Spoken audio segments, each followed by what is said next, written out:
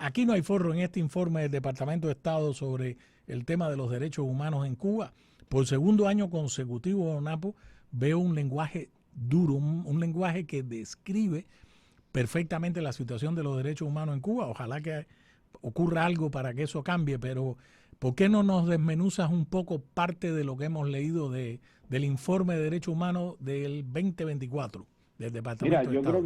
que uno de los elementos más duros y yo diría reveladores de lo que está pasando en Cuba es la cita de la información que habla de 56 muertes de personas De detenidas o Cubalex, bajo custodia de Cubalex. entre enero del Sí, 2022 y enero del 2024. O sí, sea, sí, sí, sí. eso te demuestra, realmente el otro día estábamos hablando con Cartaya, el tema de las Rolando muertes, Cartaya, de la exactamente, de las Fundación de muertes Derechos Humanos. entre junio y julio de este año. Uh-huh. Había un aumento de las muertes por la violencia criminal, policial, etcétera, y uno de los casos que se reportaba en junio de este año hubo 12 reportes de muertes en este sentido, y en julio 19, y uno de los casos era el tema de una muerte bajo custodia policial. Uh-huh. Entonces me parece que yo creo que el lenguaje tiene mucho que ver también, no solo con que, como dices tú, que haya ningún forro, es que es la realidad. Lo está denunciando, incluso están tomando datos de una organización como Cubalex, que es una organización que realmente hace muchos años está llevando todo el tema de la información legal de los presos políticos, de los opositores, que es una información independiente.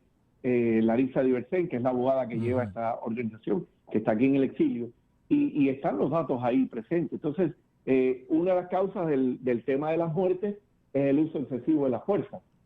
Ahí lo hemos visto en las redes sociales.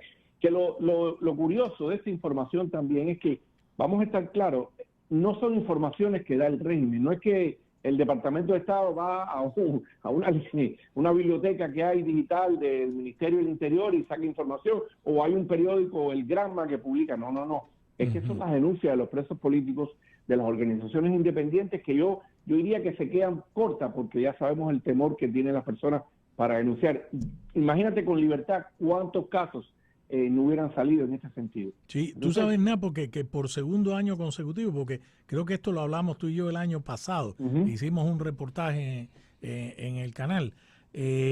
Por segundo año encuentro, el lenguaje es más que duro, es descriptivo. Por ejemplo, habla de, y lo voy a citar, dice, existen denuncias creíbles de ejecuciones arbitrarias o ilegítimas, incluidas ejecuciones extrajudiciales. Sí, claro. Es decir, ¿quién ejecuta extrajudicialmente a un opositor? Coño, eso tú lo ves en Rusia, lo ves en los peores regímenes, lo ves en el nazismo. Es decir, está hablando de eso, está hablando de persecución. Incluso el reporte anterior hablaba de persecución a opositores fuera, o sea, fuera de Cuba.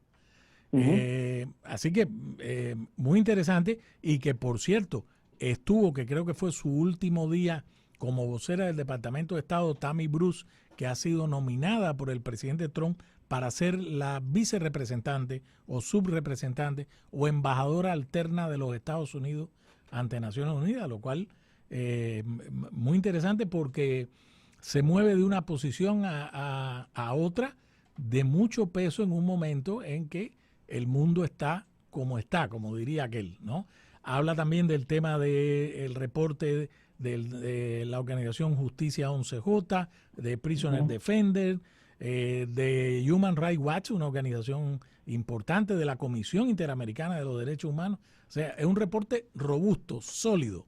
Mire, está hablando de desapariciones, de torturas, de tratos crueles, que aunque lo dicen, tú los escuchas en los opositores. O sea, evidentemente es una realidad, lo vivimos con cada vez que pasa con el tema de la familia, lo que pasa con José Daniel Ferrer. En estos momentos hay varios presos políticos del 11 de julio de los que se está denunciando la situación de salud. Incluso hay un médico con el que estoy conversando, que ha hecho un dictamen médico, un médico aquí en el exilio, un joven médico cubano, que ha hecho un dictamen médico de las enfermedades que tienen estos presos políticos.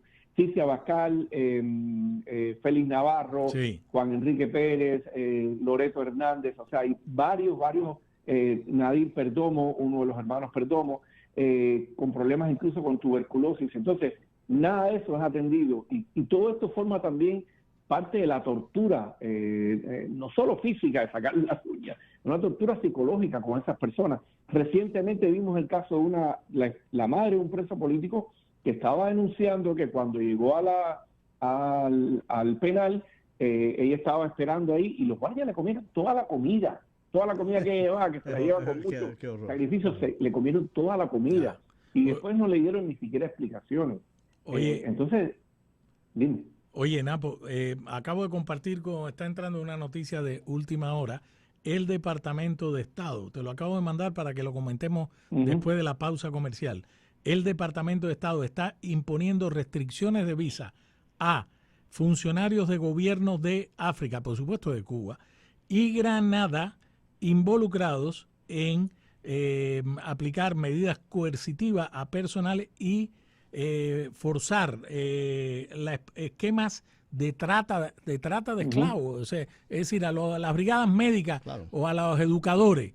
Te mando para allá, para Granada, por decirte un ejemplo hipotético, te pago 2 kilos, trabajas y estás vigilado todo el tiempo, tienes que entregar tu pasaporte, todo lo que hemos denunciado históricamente. Importante este dato, Estados Unidos acaba de anunciar medidas de restricciones de visa. Vamos a después de la pausa, Lianita, a comentarlo con Nápoles. ¿Nos esperas por ahí, primer bate? Ok. Vale.